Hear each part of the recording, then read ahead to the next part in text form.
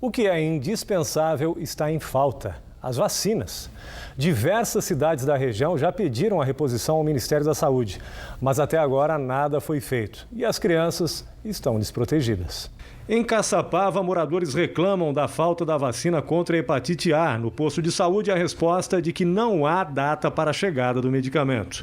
Em Pindamonhangaba, faltam as vacinas contra a hepatite a tetraviral que previne contra a cachumba, a rubéola e o sarampo, além da poliomielite, conhecida como gotinha.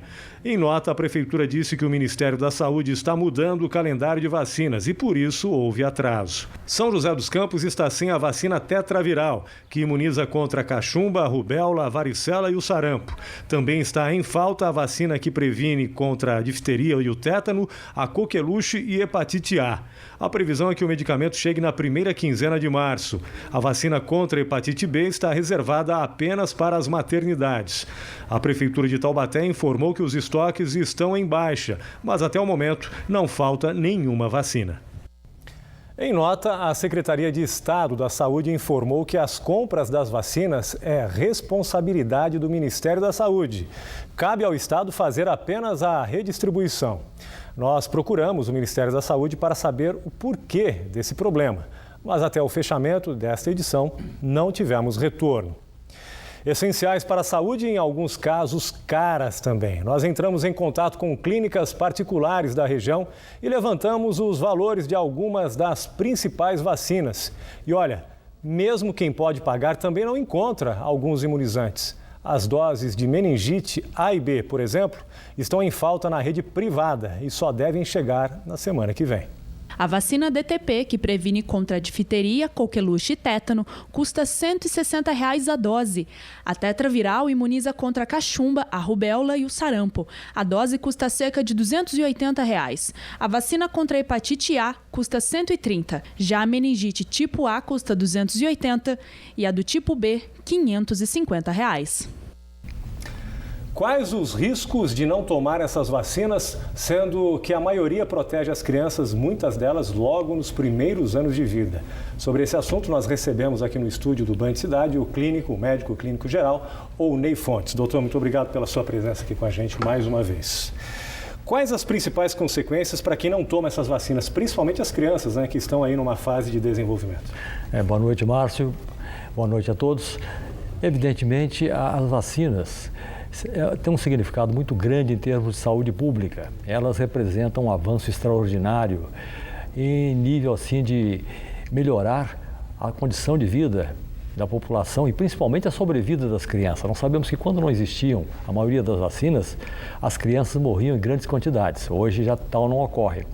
De modo que isso aí significa um problema muito sério. Nós vamos regredir a primeira metade do século passado, quando não existiam a maioria das vacinas que existe hoje. No caso de São José dos Campos, apenas citando como exemplo, a cidade está substituindo algumas vacinas por outras, né? O corpo pode ter alguma reação a essa substituição? O efeito de proteção é o mesmo, doutor? Não, quanto à reação, eu não diria, não é o problema mais sério. Agora, a proteção, evidentemente, não é a mesma, porque vai faltar algum componente. Por exemplo, no caso da vacina tetravalente, que imuniza contra doenças sérias, né? Como você disse há pouco, contra o tétano, a difteria, a coqueluche e também o hemófilos influenza, que produz um tipo grave de meningite. Se imunizar, faltar um desses elementos, evidentemente vai ficar descoberto. Aquela criança não vai ficar imunizada contra um agente agressor importante. Quer dizer que trocar 6 por meia dúzia, trocar uma vacina por outra não tem o menor efeito, não funciona? Não funciona. A vacina tem que ser aquela específica para aquele tipo de problema. Para quem está em casa com esse problema, doutor, qual que é a orientação? Como que prevenir todas essas doenças, já que a vacina está em falta? Veja bem, eu sou de uma época onde, por exemplo, a vacina contra a poliomielite não existia quando eu era criança. E muitos colegas meus de curso primário, de escola pública, eles tiveram sequelas por causa disso. Felizmente, existe uma resistência por parte do organismo e a maioria das crianças se defende com essa resistência. Cabe a nós procurar estimular esse nosso sistema imunológico, sistema de defesa, dando boas condições, principalmente às crianças, de alimentação, bom sono, atividade física, e evitar os fast food, os lanches da vida, que são coisas que não alimentam e acabam fazendo com que a criança evite os bons alimentos que vão representar assim uma grande diferença em termos de imunidade para ela. Quer dizer, os cuidados dos pais devem ser redobrados numa situação como essa. Sem dúvida alguma, Márcio. Os pais têm que redobrar, principalmente em termos assim de alimentação da criança, a criança dormir bem e se alimentar devidamente, ter bons hábitos de vida é fundamental. Agora, nós adultos também temos que tomar algumas vacinas, né, doutor? Gente grande não consegue se imunizar, é menos grave do que as crianças ou não? Não, a gravidade é a mesma. Veja bem, qualquer adulto pode eventualmente sofrer um acidente caseiro mesmo, ou se machucar. E nesse caso a vacina antitetânica é fundamental. E ela deve ser tomada também por um adulto, como uma dose de reforço, mesmo que ele tenha tomado ela na infância. Quem vai viajar, Márcio, para uma região onde exista febre amarela, seja lá na região amazônica do Brasil, seja na África, ele tem que se imunizar contra a febre amarela. É importantíssimo isso. Então, o adulto, ele também tem que ter os seus cuidados, não são só as crianças. O senhor iniciou a entrevista falando sobre um retrocesso, né? O Brasil evoluiu muito com campanhas de vacinação em massa, até com reconhecimento internacional pela experiência do senhor. O que está acontecendo com o Brasil? É efeito da crise também? Está faltando dinheiro para a saúde? Você deu um exemplo no início do programa, você comentou a respeito da crise, né, afetando o comércio, mas a crise está afetando tudo, né?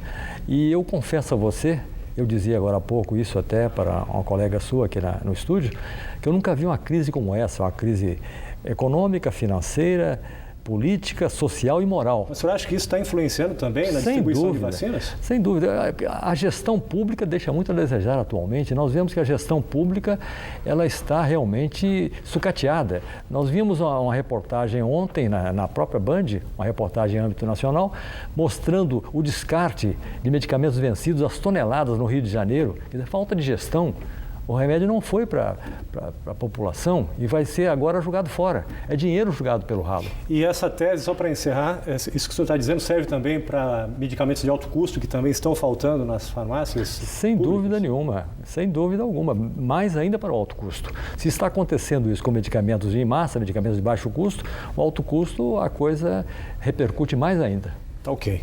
Doutor Owney Fontes, médico clínico geral, muito obrigado pela sua presença aqui com a gente nos estúdios, esclarecendo sobre os riscos que as crianças estão sofrendo, estão correndo por causa da falta de vacina. Muito obrigado, professor. Eu que agradeço, Márcio. Boa noite. O céu ficou cinzento e a chuva predominou nesta terça-feira. Amanhã, um sistema frontal entre o sul e o sudeste do país vai manter o tempo úmido em toda a região.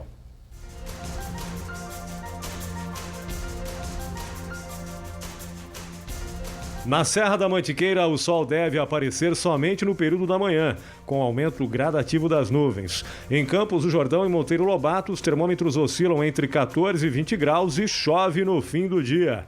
No Vale do Paraíba, o céu fica parcialmente encoberto, ainda com condição para chuva, principalmente à tarde. Mesmo assim, o sol aparece tímido e a máxima chega a 26 graus em Jacareí e Pindamonhangaba. Em Queluz, faz 31 graus amanhã. A quarta-feira no litoral norte vai ser de sol entre nuvens com aumento da nebulosidade, pancadas de chuva e trovoadas. Em Ilhabela e São Sebastião, mínima de 19 e máxima de 32 graus. Hoje em Taubaté o céu ficou nublado e choveu na cidade. A temperatura não passou de 27 graus. Amanhã o tempo melhora um pouco, mas a umidade continua e a temperatura não muda. Em São José dos Campos, a quarta-feira vai ser de tempo instável, com aberturas de sol e chuva a qualquer hora, mínima de 21 e máxima de 25 graus. Em Caraguatatuba faz sol de manhã, à tarde estão previstas pancadas com trovoadas, mínima de 23 e máxima de 31 graus, ondas de 1 metro de altura e ventos acima de 3 km por hora. A seguir, futebol. O Burrão pega hoje a Portuguesa em busca da terceira vitória seguida na Série A2 do Campeonato Paulista. E hoje, em casa, São José Basquete tenta por fim a sequência de derrotas no NBB. A gente volta já já. Agora são 7 horas e 13 minutos.